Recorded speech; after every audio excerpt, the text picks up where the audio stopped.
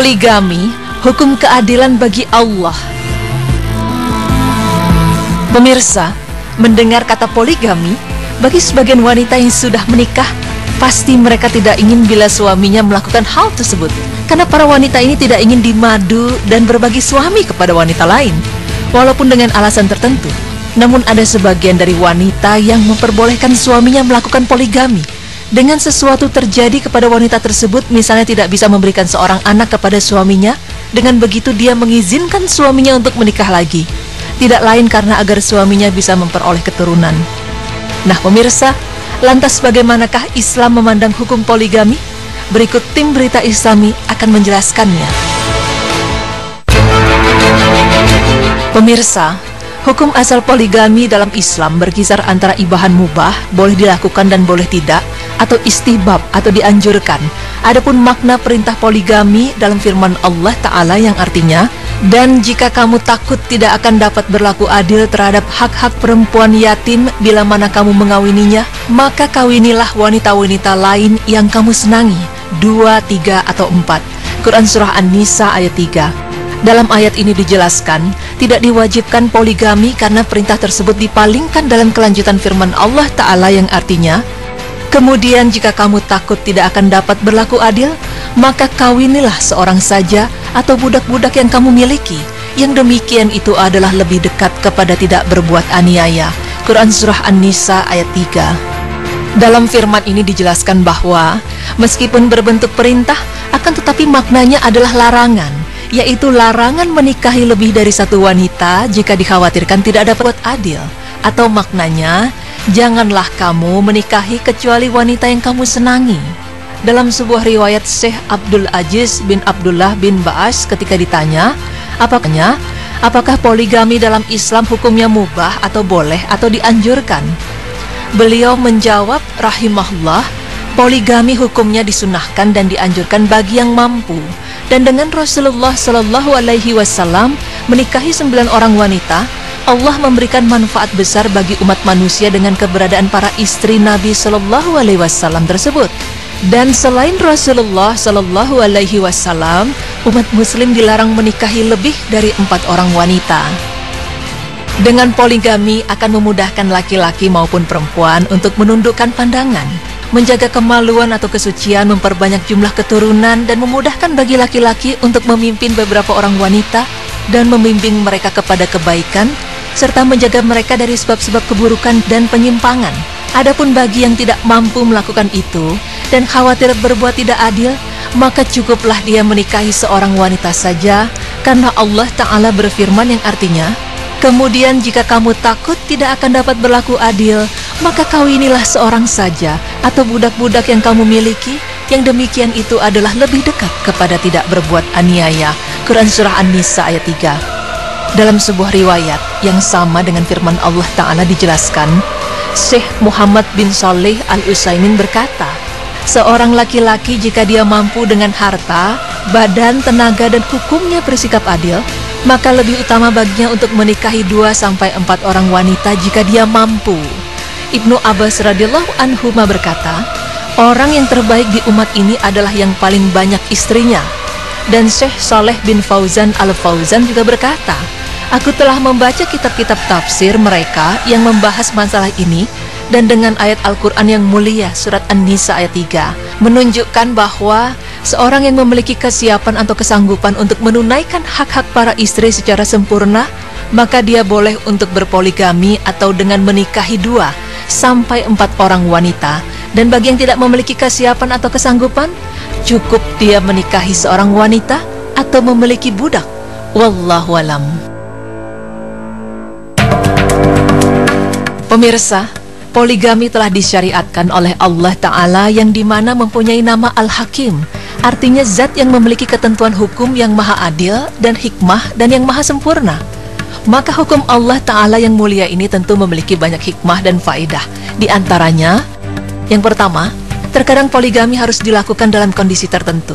Misalnya jika istri sudah lanjut usia atau sakit, sehingga kalau suami tidak poligami dikhawatirkan dia tidak bisa menjaga kehormatan dirinya. Atau jika suami dan istri sudah dianugerahi banyak keturunan, sehingga kalau dia harus menceraikan istrinya, dia merasa berat untuk berpisah dengan anak-anaknya. Sementara dia sendiri takut terjerumus dalam perbuatan zina jika tidak berpoligami, maka masalah ini tidak akan bisa terselesaikan kecuali dengan poligami, insya Allah. Kedua, pernikahan merupakan sebab terjalinnya hubungan kekeluargaan dan keterikatan di antara sesama manusia setelah hubungan nasab. Allah Ta'ala berfirman yang artinya, dan dialah yang menciptakan manusia dari air mani, lalu dia jadikan manusia itu punya keturunan dan musyawarah atau hubungan kekeluargaan karena pernikahan, dan adalah Rabb-mu Maha Kuasa. Quran Surah Al-Furqan ayat 54. Dalam firman tersebut dijelaskan bahwa poligami adalah sebab terjalinnya hubungan dan kedekatan antara banyak keluarga, dan ini menjadi salah satu sebab poligami yang dilakukan oleh Rasulullah Sallallahu Alaihi Wasallam. Ketiga, poligami merupakan sebab terjaganya kehormatan sejumlah besar wanita dan terpenuhinya kebutuhan hidup mereka yang berupa nafkah atau biaya hidup, tempat tinggal, memiliki keturunan dan anak yang banyak, dan ini merupakan tuntutan syariat. Keempat, di antara kaum laki-laki ada yang memiliki nafsu syahwat yang tinggi, sehingga tidak cukup baginya hanya memiliki seorang istri, sedangkan dia orang yang baik dan selalu menjaga kehormatan dirinya. Akan tetapi dia takut terjerumus dalam perzinahan, dan dia ingin menyalurkan kebutuhan biologisnya dalam hal yang dihalalkan agama Islam. Maka termasuk ajaran Allah Ta'ala terhadap manusia adalah dengan dibolehkannya poligami yang sesuai dengan syariatnya. Kelima, terkadang setelah menikah, ternyata istri mandul, sehingga suami berkeinginan untuk menceraikannya. Maka dengan disyariatkannya poligami tentu lebih baik daripada suami menceraikan istrinya. Keenam, terkadang juga seorang suami sering berpergian sehingga dia butuh untuk menjaga kehormatan dirinya ketika dia sedang berpergian. Ketujuh, banyaknya peperangan dan disyariatkannya berjihad di jalan Allah, yang ini menjadikan banyak laki-laki yang terbunuh sedangkan jumlah perempuan semakin banyak, padahal mereka membutuhkan suami untuk melindungi mereka. Maka dalam kondisi seperti ini, poligami merupakan solusi terbaik. Kedelapan, terkadang seorang lelaki tertarik, kagum terhadap seorang wanita atau sebaliknya, karena kebaikan agama atau akhlaknya, maka pernikahan merupakan cara terbaik untuk menyatukan mereka berdua. Kesembilan, kadang terjadi masalah besar antara suami istri yang menyebabkan terjadinya perceraian. Kemudian sang suami menikah lagi dan setelah itu dia ingin kembali kepada istrinya yang pertama. Maka dalam kondisi seperti ini, poligami merupakan solusi terbaik. Kesepuluh, umat Islam sangat membutuhkan lahirnya banyak generasi muda untuk mengokohkan barisan dan persiapan berjihad melawan orang-orang kafir. Ini hanya akan terwujud dengan poligami dan tidak membatasi jumlah keturunan. Pemirsa, masih banyak lagi hikmah dan faedah agung lainnya dari poligami. Namun tentu saja kita sebagai umat muslim dan orang-orang yang beriman kepada Allah Ta'ala tidak ragu sedikit pun terhadap kesempurnaan hikmah dalam setiap ketentuan yang disyariatkannya.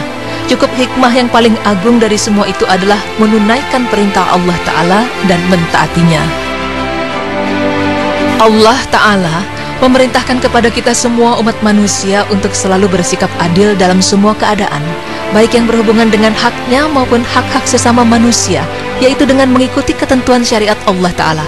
Oleh karena itu Allah Ta'ala mensyariatkan agamanya di atas keadilan yang sempurna. Allah Ta'ala berfirman yang artinya, sesungguhnya Allah menyuruh kamu berlaku adil dan berbuat kebajikan, memberi kepada kaum kerabat, dan Allah melarang dari perbuatan keji, kemungkaran dan permusuhan. Dia memberi pengajaran kepadamu agar kamu dapat mengambil pelajaran. Quran Surah An-Nahl ayat 90.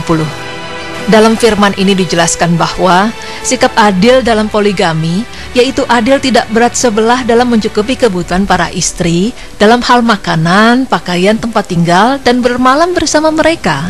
Dan ini tidak berarti harus adil dalam segala sesuatu, sampai dalam hal yang sekecil-kecilnya, yang ini jelas di luar kemampuan manusia. Sebab timbulnya kesalahpahaman dalam masalah ini, diantaranya karena hawa nafsu dan ketidakpahaman terhadap masalah agama, termasuk dalam memahami firman Allah Ta'ala yang artinya, dan kamu sekali-kali tidak akan dapat berlaku adil di antara istri-istrimu, walaupun kamu sangat ingin berbuat demikian.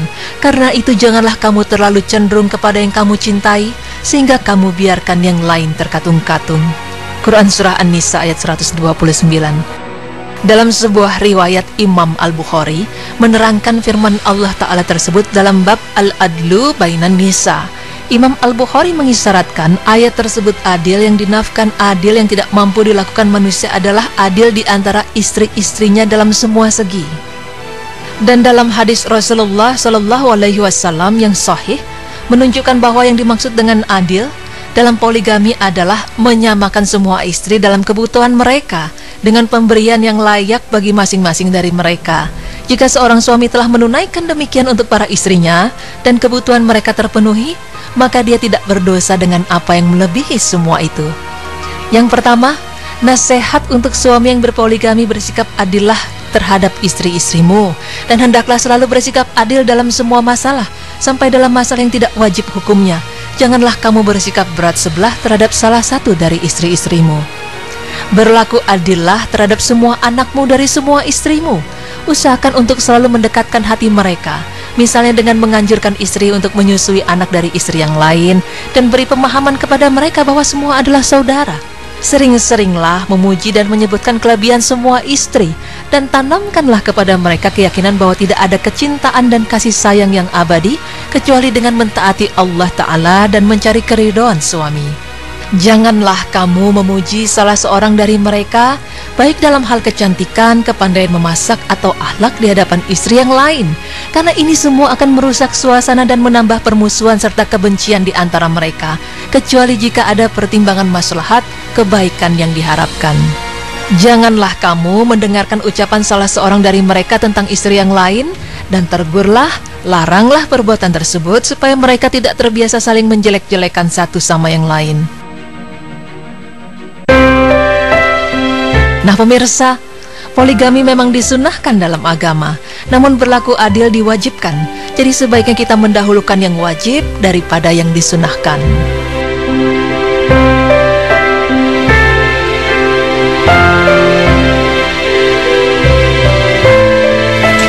Kita dari tadi serius banget ya perhatiin tayangan yang barusan. Nah, kalau untuk aku pribadi nih, pendapatnya sebagai seorang wanita, poligami itu hukumnya sunnah. Kalau sudah bisa adil, dan adil itu wajib. Jadi kira-kira kalau nggak bisa adil, mendingan nggak usah poligami, tapi poli pantai itu lebih baik, Kak. Gitu, karena jadi, perasaan perempuan itu sensitif sekali, Ini dari sisi wanita. Betul. Ya. Tapi memang sebenarnya kita harus mendahulukan yang wajib dibandingkan yang sunnah. Tapi kalau memang mampu, boleh punya istri, tapi jangan lebih dari 4 ya. Kalau memang nggak adil, terus kira-kira berat, nggak usah deh, ya. Nggak usah lah. Iya, dan jangan membuat hati wanita menjadi sakitnya tuh di sini. Subhanallah, pengertian sekali ya sebagai seorang suami ya. Nah, ini ada kaitannya dengan rasa sakit atau apa ya, kecut, asem, pokoknya nggak enak, ini hampir sama nih. Ya. Apa tuh? Misalnya apa? Cuka. Oh, cuka. Tapi setelah ini kita akan bahas tentang keistimewaan cuka. Emang pas banget ya, nyambung-nyambungin. Bisa sedep ya, makan yang pakai cukanya seperti bakso. Betul. Asalkan adil ya dalam berpoligami. Disambungin ya, oke, poligami. Sudah kita bahas nanti pemirsa, jangan kemana-mana, tetap di Berita Islami Masa Kini.